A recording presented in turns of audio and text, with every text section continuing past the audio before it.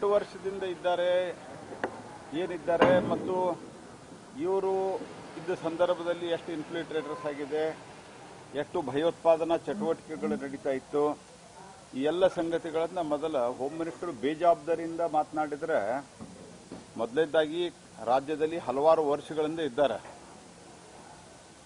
ಹಿಂದೆ ಸಿದ್ದರಾಮಯ್ಯ ಸರ್ಕಾರ ಇದ್ದಾಗನೂ ಇದ್ದರವರು.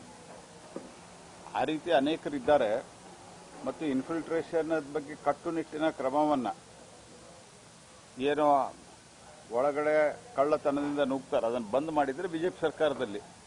ಆ ಕಾರಣದಲ್ಲಿ ಇಡೀ ದೇಶದಲ್ಲಿ ಎಲ್ಲ ಕಡೆ ಏನು ಬಾಂಬ್ಗಳ ಸ್ಫೋಟ ಆಗ್ತಾ ಇತ್ತು.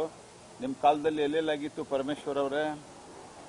ಹೈದರಾಬಾದು, ಬೆಂಗಳೂರು, ಒಂದ್ಸರ್ತಿ ಹುಬ್ಬಳ್ಳಿಯಲ್ಲಿಯೂ ಆಗಿತ್ತು, ಆನಂತರ ಪುಣೆ, ಮುಂಬೈ, ನೆನಪು ಮಾಡ್ಕೊರಿ. ಇದೆಲ್ಲಕ್ಕೂ ಕಾರಣ ಇನ್ಫಿಲ್ಟ್ರೇಟರ್ಸ್. ಈಗ ಸಂಪೂರ್ಣವಾಗಿ ನಾವು ಬಂದ್ ಮಾಡಿದ್ದೇವೆ. ಇದರಲ್ಲಿ ನಾವು ಈವರೆಗೆ ನಾನು ಕಳೆದ ವಾರನೂ ನಿಮ್ಮ ಜೊತೆಗೆ ಮಾತನಾಡಿದ್ದೇನೆ.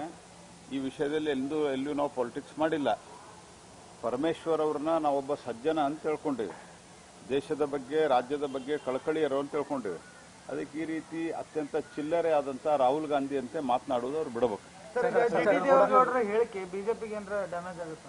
ನಮಗೇನು ಡ್ಯಾಮೇಜ್ ಆಗುದಿಲ್ಲ. ಆದರೆ ಜಿಟಿ ದೇವೇಗೌಡರು ಮೊನ್ನೆವರೆಗೆ ಸಿದ್ದರಾಮಯ್ಯನವರ ಅವ್ರ ಸರ್ಕಾರದ ವಿರುದ್ಧ ಮಾತನಾಡಿ ಇವತ್ತು ಅವ್ರಿಗೆ ಏನಾಗಿದೆ, ರಾಜಕಾರಣದಲ್ಲಿ ಏನಾಗಿದೆ ಅಂತಂದ್ರೆ ಕೆಲವರಿಗೆ, ಎಲ್ಲರಿಗೂ ಅಂತಲ್ಲ, ಕೆಲವರಿಗೆ ತಮ್ಮ ಅಧಿಕಾರ, ತಮ್ಮ ಅಂತಸ್ತು, ತಮ್ಮ ಒಂದು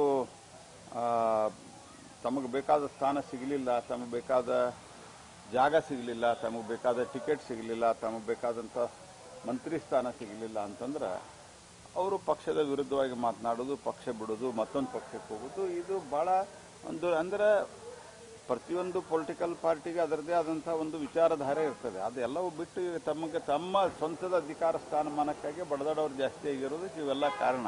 ಯಾಕಂದ್ರೆ ಇತ್ತೀಚಿನವರೆಗೂ ಅವರು ಸಹಿತ ಇವ್ರ ವಿರುದ್ಧವಾಗಿ ಮಾತನಾಡ್ತಾ ಇದ್ರು. ಆದ್ರೆ ಈಗ ಅಚಾನಕ್ ಆಗಿ ಅವರು ಮೊನ್ನೆ ಏನು ಘಟನಾವಳಿಗಳಿಂದ JDSದಲ್ಲಿ ಅವರು ನೋಡ್ಕೋಬೇಕು, ಅವ್ರ ಪಾರ್ಟಿಯ ಆಂತರಿಕ ವಿಚಾರ ಅದು. ಆದರೆ ಈ ರೀತಿಯಾಗಿ ಇಷ್ಟೊಂದು ಪ್ರಮುಖವಾದಂಥ ಕೇಸ್, ಎರಡೆರಡು ಪ್ರಮುಖವಾದಂಥ ವಿಚಾರಗಳು ಇವತ್ತು ಮೂಡಾ ಮತ್ತು ವಾಲ್ಮೀಕಿ ನಡೀತಾ ಇರಬೇಕಾದ್ರೆ ಈ ರೀತಿ